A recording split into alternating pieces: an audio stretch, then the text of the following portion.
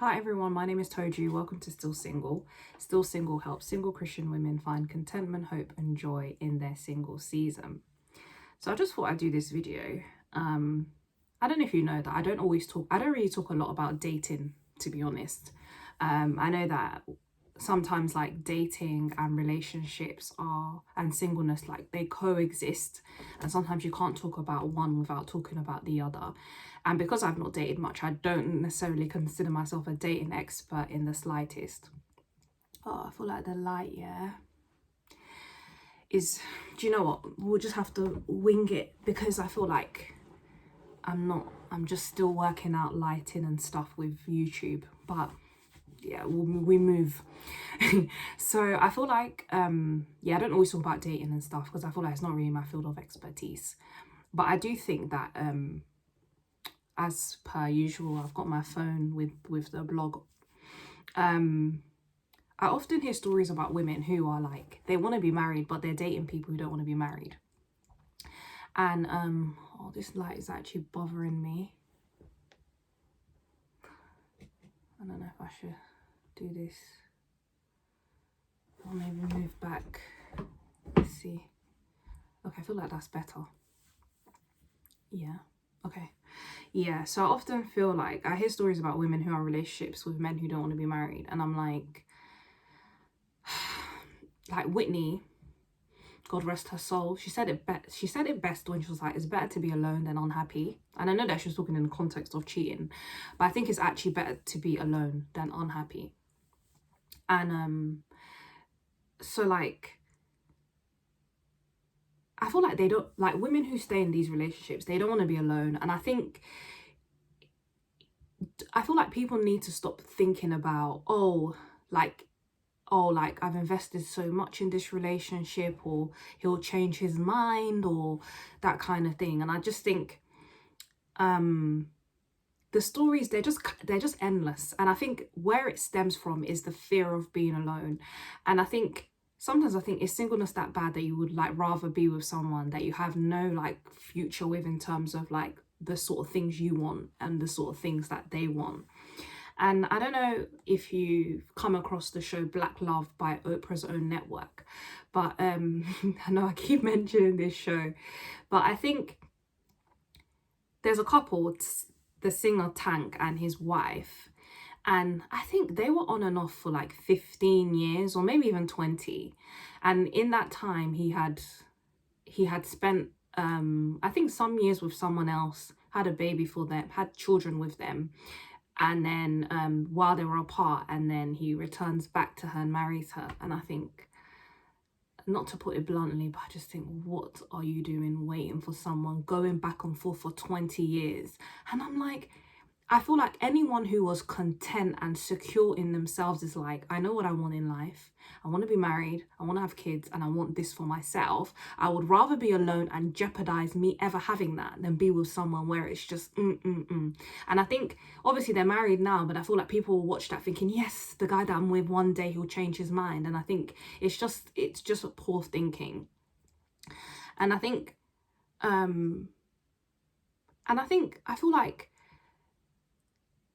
there's just power in contentment. I'm using this example of like not dating men who don't want to be married because there's actually power in contentment. When you're secure and you're not fearful of being, when you're like content and you're not fearful of being like on your own, you tend to make wiser decisions, because you're like, no matter what, God's got me. No matter what, like, even if I have to be single for the rest of my life, I'm not going to live my life going back and forth with someone. I'm not going to live my life like trying to convince someone of something, or like or thinking about, oh, I've invested so many years in this relationship. You'll just be like, no, enough is enough. Like, you're not going to just continue, you know, in that place.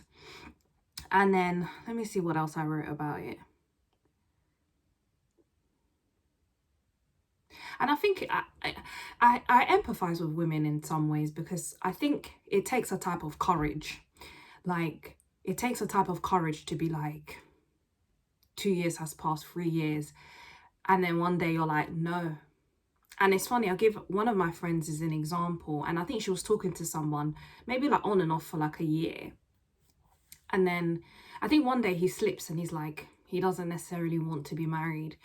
And because to be fair, his was coming from a place of he'd seen marriages go wrong and stuff. And because he had seen the light, I've got blinds here, and then obviously it's giving the light. I don't know if I should sit back. Yeah, that's better. No, there's light on my clothes. We'll do what we can. Yeah, so because obviously he had seen marriages go wrong, he's like, oh, his brother or whoever was like currently going through a very rocky marriage or what have you. But I think, and obviously my friend was in a place where she was thinking, oh, like, is it that he's like, it's not that I don't want to be married. The moment someone is starting to yield on the fence about stuff, it's time to cut your ties. And I'm quite ruthless and stuff in the sense that I just don't have the time nor the energy to kind of entertain anyone that doesn't know what they want in life. And I think, you know, you either want something or you don't want something. And I just don't know how people kind of endure, you know. Like, I personally think it's better to be single than to be in a relationship with someone that does not want to be married. Like, is it really that bad being single? But you would rather just kind of, not play house, but you would rather just sort of, you know, be in just this kind of grey area. No. And I feel like someone who's content, yeah, isn't thinking, oh, like, I'm going to be by myself. It's actually okay.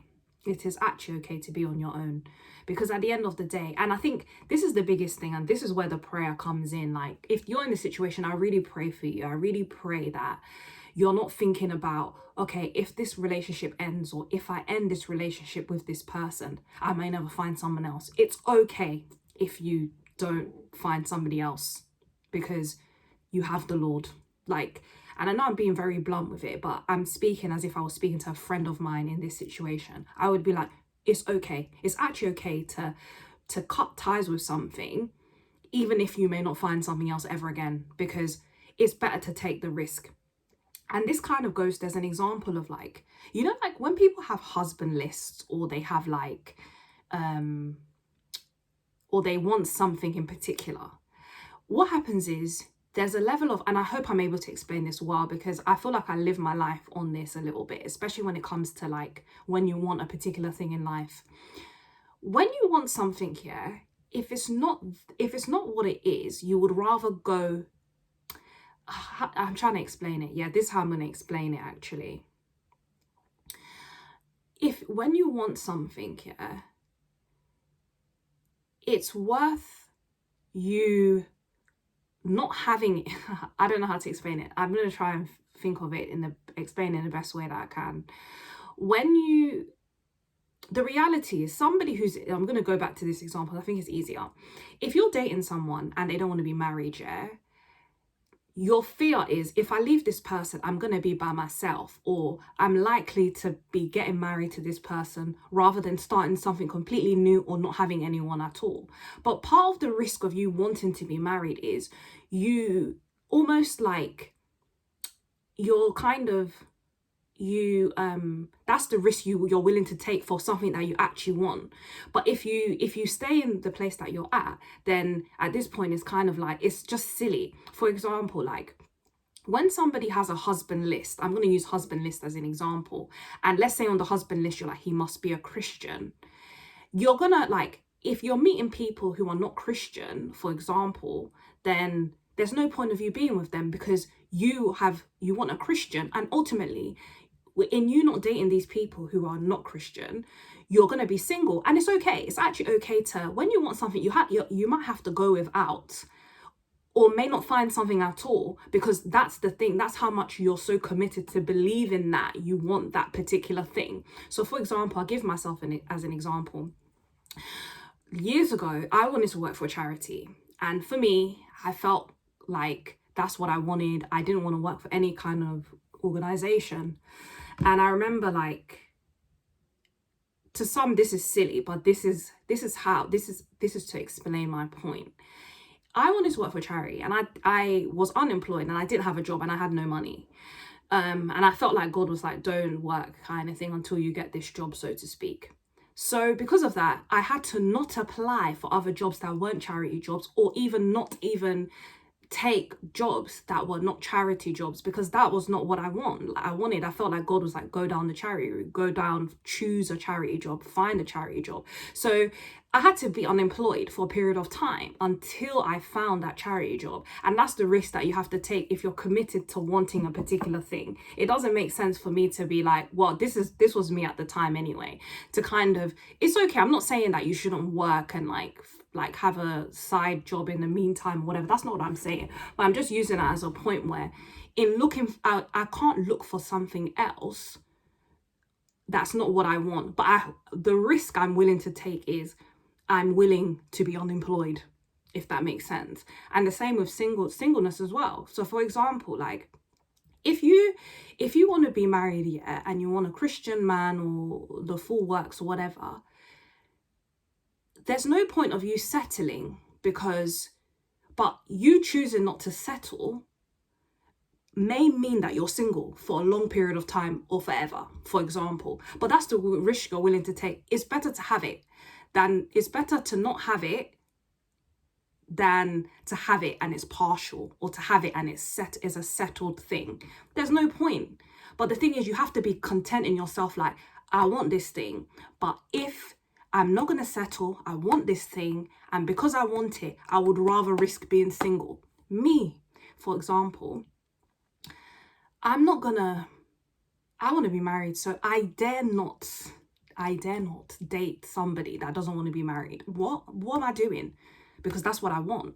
So I think sometimes but I have to be sure that, okay, because I'd rather be single for the rest of my life than date someone that doesn't want to get married, for example. And that's the risk I'm willing to take. But I'm in a place of I'm content within myself, and I wish more girls were content within themselves, where it's not a case of, oh, I have to stay because if I leave, who am I going to find? No.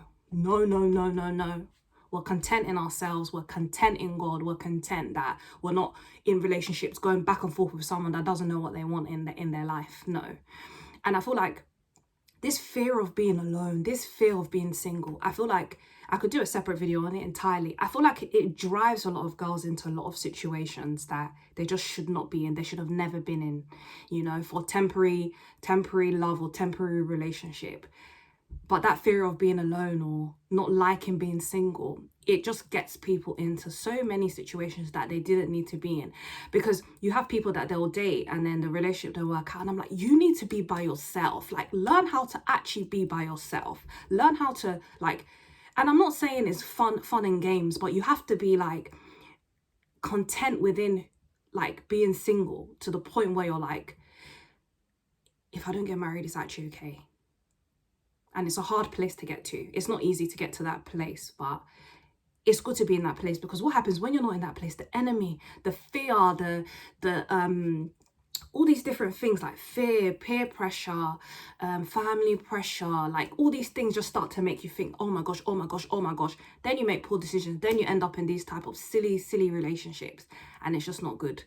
People need courage. They need courage in their they need courage in leaving these types of relationships. They need courage in not actually entertaining these types of relationships, because it's not what they want. If it's not what you want, why take it? Why would you take it? I really I'm speaking very bluntly here, because I just feel like it's just something that, back to this lighting situation, I'm speaking really bluntly here, yeah, because I just feel like it's just silly. It's quite silly, and obviously everyone has to work on themselves, and everyone has to think about what they want. But I just feel like, if anything, I can't speak for every single person's situation, but if this is you, and sit down and think to yourself, is it fear of being alone that is making me stay in this relationship? Is it because I feel like I've invested too much time in this relationship? Just because you've invested into something, it doesn't mean that it will yield a return. It doesn't mean that. I've got financial assets that I've invested in, and they're not yielding returns, but I have to stick at it long term. But that's a different story. But not everything you invest in yields return. It doesn't. Especially if you want a type of return and it's not giving you that type of return. Obviously, I know that the financial example is not the best, because obviously there's long-term investment and short-term investment. But yeah, obviously but you're continuing to stick at it. And it's like, no, because best case scenario, this light, yeah, I don't know what to do. I might just hold the video for the rest of it. Let me do it. Yeah. Best case scenario, yeah. Let's say you're in a relationship with someone 2 years, whatever, and then you leave them because you're like, they don't want to be married. Different like goals in life. You could find somebody else the next day, and then you've wasted your, like, you would have wasted your time because you were fearful you're stuck. You know, you could have found someone else, or you could not find anybody else, but you know what, God is still good, because it's better to be alone than unhappy. That's the key for this message. Better to be alone than unhappy. You're unhappy because you're with someone that doesn't want to be married, and you want to be married. So yeah, I know that this video is a bit blunt, yeah, but I'm a bit of a blunt person generally. But I just hope that if this is you, like, you're in my prayers, and I just pray that you have the courage to not be in this type of like situation. Or if you're like, or if this is not you, that you're just continuously content in your relationship with God, or in your singleness, that you're not making decisions based on not wanting to be alone or fear of being alone. But I hope this video encourages you, and I hope it kind of triggers you to think a bit differently about some of these relationships if this is you. Take care. Bye.